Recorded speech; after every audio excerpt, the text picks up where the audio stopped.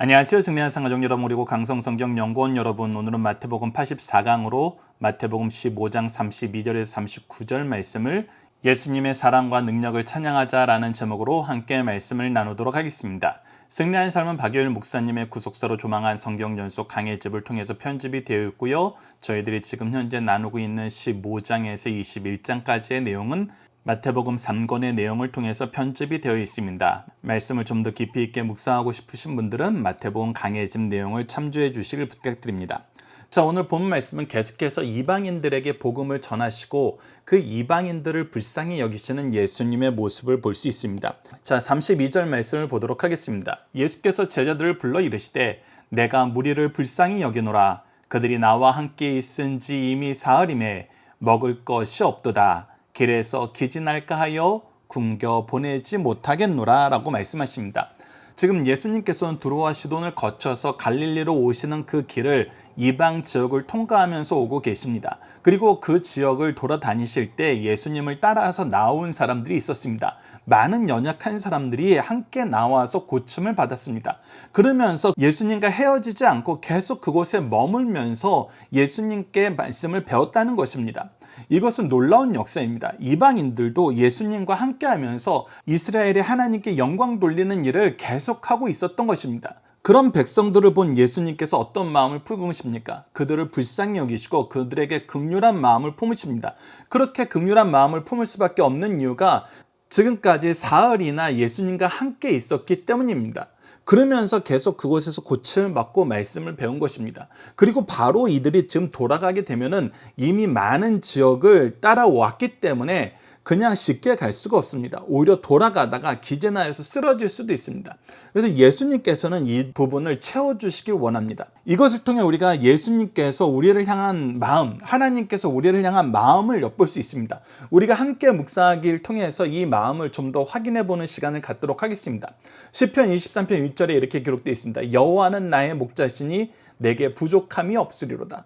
하나님께서 우리의 목자 되시면 우리에겐 부족함이 없습니다. 예수님께서는 또 참 목자에 대한 예를 통해서 요한복음을 통해서 말씀하셨던 것처럼 우리를 위해서 목숨 다 아끼지 않은 참된 목자의 심을 얘기해주고 있습니다. 하나님께서는 우리를 그만큼 사랑하신다는 것입니다. 더 나아가서 이사야서 49장 15절에 16절을 보십시오. 여인이 어찌 그 젖 먹는 자식을 잊겠으며 자기 태에서 난 아들을 긍휼히 여기지 않겠느냐. 그들은 혹시 있을지라도 나는 너희를 잊지 아니할 것이라. 즉 내 뱃속에서 태어난 아이, 내가 젖먹이는 아이를 여인들이 잊지 못하는 것처럼 하나님께서는 우리를 자기 자녀로 삼으시고 자기의 모든 것으로 우리를 입히시고 먹이시고 기르신다는 것입니다. 혹시 인간이라면은 자기 자녀를 버릴 수 있을지 몰라도 하나님께서는 절대 버리지 않으신다는 것입니다. 내가 너를 내 손바닥에 새겼고 너의 성벽이 항상 내 앞에 있나니 라고 얘기하면서 우리를 보호해 주실 것을 얘기해 주고 계십니다. 그러면서 동시에 우리를 향한 하나님의 마음, 예수 그리스도의 마음을 시편 145편 8절을 통해서 볼 수 있습니다. 여호와는 은혜로우시며 긍휼이 많으시며 노하기를 더디하시며 인자하심이 크시도다. 우리를 향한 사랑과 은혜의 역사는 너무나 크게 베푸시고 우리의 죄에 대해서는 노하기를 더디하시면서 인내하고 참으시면서 회개하고 돌아오길 기다리고 계시는 것. 즉 우리에게 잘해주시는 것도 사랑이고 우리를 기다리시는 것도 사랑이에요. 그래서 하나님은 사랑이시라는 것입니다. 예수님은 사랑이시라는 거예요. 이 이방인들을 향한 예수님의 마음도 여전히 사랑이라는 것입니다. 특히 예수님을 믿음으로 찾아온 이 사람들을 예수님께서는 사랑하신다는 것입니다. 그것을 우리가 32절 말씀을 통해서 확인할 수 있는 것입니다. 자, 첫 번째 문제를 보도록 하겠습니다. 하나님은 예수님을 통해서 우리에게 어떤 모습을 지속적으로 보여주고 계시나요? 바로 우리를 사랑하시는 모습을 지속적으로 보여주고 계십니다. 그것이 택함 받은 이스라엘 민족이 아니라 이방인임에도 불구하고 우리에게 그 사랑을 보여주고 계시는 것입니다. 예수님의 사랑은, 하나님의 사랑은 항상 우리를 향해 있음을 우리가 말씀을 통해서, 역사를 통해서 확인할 수 있습니다. 자, 이제 두 번째 단락을 보도록 하겠습니다. 예수님께서는 우리가 이전의 오병이어의 역사를 통해서 확인할 수 있었던 것처럼 하나님의 역사에, 그리스도의 일에 그의 제자들이, 그의 일꾼들이 함께하길 원합니다. 그래서 33절에 말씀하십니다. 그래서 제자들에게 너희들의 생각을, 너희들의 역할을 찾아보라고 말씀하시는 것입니다. 그랬을 때 제자들의 답은 무엇이었습니까? 제자들이 이르되 광야에 있어 우리가 어디서 이런 무리가 배부를 만큼 떡을 얻으리까? 우리가 앞서 오병이어의 기적에서는 갈릴리 호수 주변이었습니다. 그리고 지금이라도 빨리 보내면은 각자의 말로 들어가서 자기네들이 이 배고픔을 해결할 수 있는 상황이었습니다. 그래서 그때는 제자들이 빨리 돌려보내자고 얘기했었습니다. 그런데 지금은 그때보다 더 심각한 상황입니다.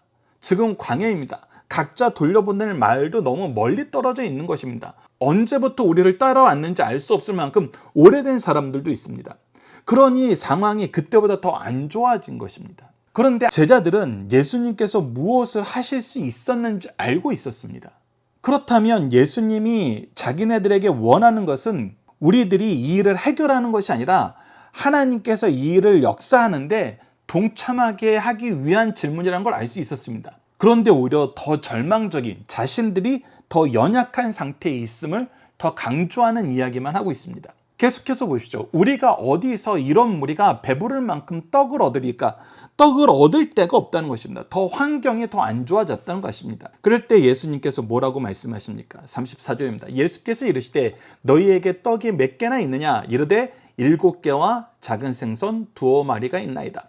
우리가 오병이어에 비교하면은 지금 현재 제자들이 가지고 예수님 앞에 쓰임 받을 수 있는 것은 그때보다 더 많은 것을 볼 수 있어요. 그럼에도 불구하고 왜 제자들은 이 일에 더 적극적으로 동참하지 못했을까요? 우리가 함께 묵상할 말씀을 통해서 그 부분을 잠시 확인해 보도록 하겠습니다. 자, 적극적으로 동참하지 못하는 역사를 우리가 출애굽기 모세를 통해서 볼 수 있습니다. 출애굽기 4장 1절과 10절을 보면 다음과 같이 기록되어 있습니다. 모세가 대답하여 이르되 그러나 그들이 나를 믿지 아니하며 내 말을 듣지 아니하고 이르기를 여호와께서 내게 나타나지 아니하셨다 하리라. 오병이어의 이적과 지금 현재의 상황은 무엇이 달라졌어요? 대상이 이스라엘 족속과 이방인으로 달라졌었어요. 오병이어의 이적 이후에는 어떤 일이 있었어요? 백성들이 예수님을 왕으로 삼으려고 했어요. 그런데 지금은 이들이 이방 나라에 있어요. 이곳에서 예수님을 통해서 이루려는 것은 오로지 자신들의 연약함이 체험받고 이스라엘의 하나님께 영광 돌릴 수 있는 그 영광의 말씀을 배우는 거예요. 그러니까 여전히 자신들의 상황은 전혀 변하지 않고 제자들이 이 이방 사람들에게 드러낼 모습은 내가 이 사람들을 위해서 무엇을 할 수 있겠습니까? 라는 마음이 오병이어의 이적보다 더 크게 나타난다는 것입니다. 그리고 계속해서 자기의 연약함을 강하게 얘기해요. 출애굽기 4장 10절을 보시죠. 모세가 여호와께 아뢰되 오 주여 나는 본래 말을 잘하지 못하는 자니이다. 주께서 주의 종에게 명령하신 후에도 역시 그러하니 나는 입이 뻣뻣하고 혀가 둔하니이다. 즉 모세는 지금 뭐라고 얘기하고 있냐면 하나님께서 저를 보내시려고 그러면 제가 말이라도 좀 잘해야 되는데 제가 아직 말을 잘하지 못합니다. 더군다나 하나님께서 이 명령을 내리시면서 저에게 능력을 주셨다면 제가 말을 더 잘할 수 있게 될 텐데 지금도 여전히 저 부족한 상태에 있습니다. 그러니까 제가 이 일을 감당하지 못합니다. 더 하지 못하겠습니다 라고 얘기하는 거예요. 왜? 내 수준의 한계를 내가 알고 있기 때문에. 이처럼 제자들은 자기 수준의 한계를 더 적극적으로 제한하는 쪽으로 자기네들의 생각과 삶의 방향을 가지고 가고 있습니다. 근데 이 부분에 대해서 우리가 마음의 밭에 대한 비유를 통해서 봤던 것처럼 마태복음 13장 22절을 다시 한번 봅시다. 가시떨기에 뿌려졌다는 것은 말씀을 들으나 세상의 염려와 재물의 유혹에 말씀이 막혀 결실하지 못하는 자요. 예수님께서 어떻게 하셨는지 내가 이미 경험하고 그 경험에 자기네들이 어떻게 쓰임받았는지를 확인했음에도 불구하고 세상 환경이 달라진 거예요. 이스라엘 땅에서 한 것이 아니고 이방인들 땅에서 한 거예요. 이스라엘 백성을 향해서 한 것이 아니라 이방 백성들을 향하여 한 거예요.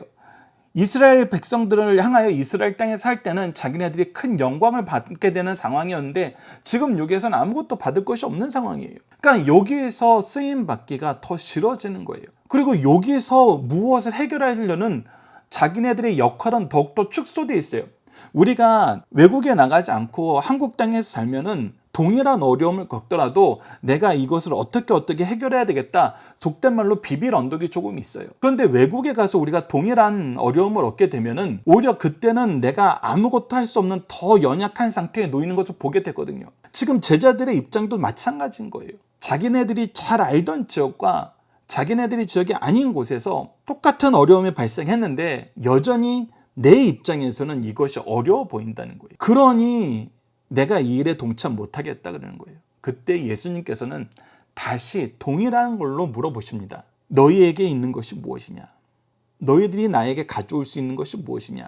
그래서 우리가 말씀을 통해서 하나님이 우리를 쓰실 때 어떻게 쓰시는지를 우리가 잘 이해하고 있어야 된다는 것입니다. 우리는 어떤 일을 하나님께서 맡기실 때 저는 아직 능력이 안 돼요. 저는 아직 시대가 안 됐어요. 저는 여전히 연약한 부분이 너무나 많아요. 저는 지금 이 일도 해결하지 못하는데 그 일까지 어떻게 해결해요? 하면서 항상 내 내면과 내가 생각하는 수준에서 아직 내가 부족한 것이 있고 만족하지 못하는 것이 있고 더 중요한 일이 있다고 얘기를 합니다. 근데 하나님께서는 계속해서 무엇을 얘기하시냐면 하나님을 신뢰한다는 것은, 하나님을 믿는다는 것은 하나님께 순종하는 거라는 걸 가르쳐주고 있어요. 그래서 우리가 함께 묵상하는 말씀을 통해서 이 내용도 확인해 보도록 하겠습니다. 마태복음 6장 31절에서 33절입니다. 그러므로 염려하여 이르기를 무엇을 먹을까, 무엇을 마실까, 무엇을 입을까 하지 말라. 이는 다 이방인들이 구하는 것이라. 너희 하늘의 아버지께서는 이 모든 것이 너희에게 있어야 할 줄 아시느니라. 그런즉 너희는 먼저 그의 나라와 그의 의를 구하라. 그리하면 이 모든 것을 너희에게 더하시리라. 즉 하나님의 나라와 하나님의 의, 하나님의 뜻을 따르는 거, 하나님의 역사에 내가 동참하는 거, 그 일을 위해서 나의 아주 작은 것이라도 하나님 앞에 내어놓을 수 있는 거, 즉 내가 아주 작은 부분으로라도 순종하는 거, 그 순종이 가장 우선되고 가장 순수한 거, 이것이 중요하다는 것입니다. 계속해서 마태복음 16장 8절을 봅시다. 예수께서 아시고 이르시되 믿음이 작은 자들아 어찌 떡이 없으므로 서로 의논하느냐. 우리가 얼마 후에 묵상할 말씀인데 예수님께서는 우리가 생각해야 되는 것이 이 육체적인 것, 세상적인 것, 물질적인 것이 아니라는 걸 분명히 얘기하고 있어요. 우리의 영적인 것, 우리의 마음의 중심인 것, 우리가 하나님을 바라보고 신뢰하는 것, 이것이라는 것입니다. 그래서 빌립보서 4장 13절을 우리가 너무나 잘 알고 있죠. 내게 능력 주신 자 안에서 내가 모든 것을 할 수 있느니라. 즉 내가 능력 주신 자 안에서 그와 함께 동행하고 그의 뜻을 나의 뜻으로 받아들이고 그의 계획을 위해서, 그가 주신 소명을 위해서 사는 것이 중요하다는 거예요. 이것을 우리가 알았을 때 무엇을 경험하게 됩니까? 로마서 8장 32절을 경험하게 되죠. 자기 아들을 아끼지 아니하시고 우리 모든 사람을 위하여 내어주시니까 어찌 그 아들과 함께 모든 것을 우리에게 주시지 아니하시겠느냐. 독생하신 예수 그리스도도 우리를 위해서 주셨는데 하나님께서 우리를 위해서 무엇을 아끼시겠냐는 거예요. 예수 그리스도를 우리에게 주신 것은 우리에게 모든 것을 허락하신다는 하나님의 약속이 있는 거라는 것입니다. 그래서 우리가 두 번째 문제로 봅시다. 제자들이 예수님의 뜻을 따르지 못한 이유는 무엇인가요? 아직 여전히 하나님의 뜻이 무엇인지 알지 못하고 하나님의 능력을 신뢰하지 못하는 것입니다. 그러니 여전히 내 생각과 내 시각과 내 한계에 머물러서 할 수 없다는 얘기만 계속 반복하게 되는 것입니다. 그런데 이 일을 예수님께서 어떻게 해결하세요? 35절로 37절 상반절을 봅시다. 예수께서 무리에게 명하사 땅에 앉게 하시고 떡 7개와 그 생선을 가지사 축사하시고 떼어 제자들에게 주시니 하나님께 기도하고 하나님의 능력 안에서 제자들에게 일하게 하십니다. 그랬더니 어떻게 됐어요? 다 배불리 먹게 되었어요. 그래서 세 번째 문제를 봅시다. 예수님은 어떻게 하나님의 뜻이 이룰 수 있음을 가르쳐 주나요? 바로 기도를 통해서 하나님께 맡기고 하나님의 뜻이 이루어지는데 내가 순종함으로 일이 이루어진다는 것입니다. 이것을 우리가 제자들의 신앙의 한계로도 잠깐 해석을 해볼 수 있습니다. 이방인들에게도 하나님께서 이 은혜의 역사를 허락하신다고 그렇게 생각하지 못했을 수도 있어요.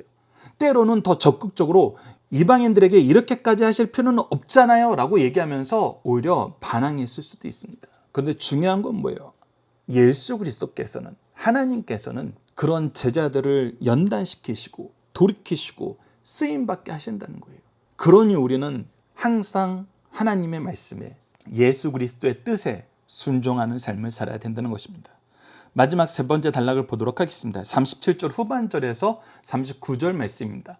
이전의 역사와 동일한 역사가 일어납니다. 37절 후반절을 보면 남은 조각을 7강줄에 차게 거두었으며 먹은 자는 여자와 어린이 외에 4,000명이었더라. 예수께서 무리를 흩어보내시고 배에 오르사 마가단 지경으로 가시니라. 예수님께서는 이 모든 사람을 채우시고 보내셨어요. 그리고 이 일을 통해서 하나님의 능력이 더 확실하게 드러났다는 것입니다. 우리가 함께 묵상할 말씀을 보도록 하겠습니다. 시편 136편 25절입니다. 모든 육체에게 먹을 것을 주신 이에게 감사하라. 그의 인자하심이 영원하미로다. 우리가 오늘 본문 말씀을 통해서 볼 수 있는 것은 이제 헤어질 시기가 됐어요. 떠날 시기가 됐어요. 그러면 우리가 그 이전까지의 역사가 사람들의 모든 연약함을 다 채워주시고 모든 요구를 다 들어주신 정말 최선의 수고를 하신 예수님의 모습이었어요. 솔직히 그들이 돌아가는 데에 대해서는 예수님이 책임지실 필요가 없었어요.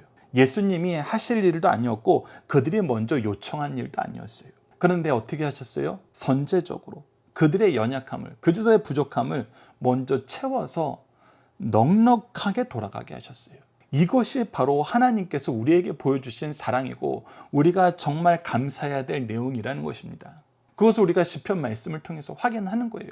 모든 육체에게 먹을 것을 주신 이에게 우리의 부족함을 우리보다 먼저 아시고 먼저 채워주시는 하나님께 감사하라. 그의 인자하심, 그의 사랑함이 영원하미로다. 계속해서 시편 104편 27절을 봅시다. 이것들은 다 주께서 때를 따라 먹을 것을 주시기를 바라나이다. 하나님께서 우리에게 때를 따라 먼저 그 때를 준비해 주시고 허락하신 하나님이에요. 이른 비와 늦은 비와 이슬을 통해서 우리에게 풍족한 물을 허락해 주시는 것처럼 하나님께서는 우리의 때가 언제이고 그때 무엇이 필요한지를 알고 계세요. 그때 우리를 채우신다는 것입니다. 히브리서 11장 6절을 봅시다. 믿음이 없이는 하나님을 기쁘시게 하지 못하나니 하나님께 나아가는 자는 반드시 그가 계신 것과 또한 그가 자기를 찾는 자들에게 상 주시는 이심을 믿어야 할지니라. 하나님께서는 우리를 채우시길 기뻐하세요. 우리를 채워서 더 많은 복을 우리를 통해서 나누길 기뻐하세요. 이것을 우리가 항상 기억해야 된다는 것입니다. 우리보다 먼저 일하시고 함께 일하시고 결과를 책임져 주시면서 항상 때에 따라서 필요한 걸 공급해 주시고 사랑으로 이끄신 하나님, 그것을 우리에게 드러내길 기뻐하시고 우리를 통해서 이 일을 또 확장시키길 기뻐하시는 예수님, 이것이 이스라엘 민족에게만 머물지 않고 이방인들에게도 동일한 사랑의 역사로 베풀어지고 있음을 통해서 이방인들까지 그 복음의 대상이 되고 땅끝까지 이것을 전하시고자 하시는 하나님의 계획이 있음을 우리에게 미리 알려주신 예수님, 우리가 이것을 믿고 우리가 나아가야 될 방향, 그리고 그때마다 인도하시는 하나님의 손길, 이것을 경험하길 기뻐하는 우리 승리한산 가족 여러분들, 강성성경연구원 여러분들이 기도합니다.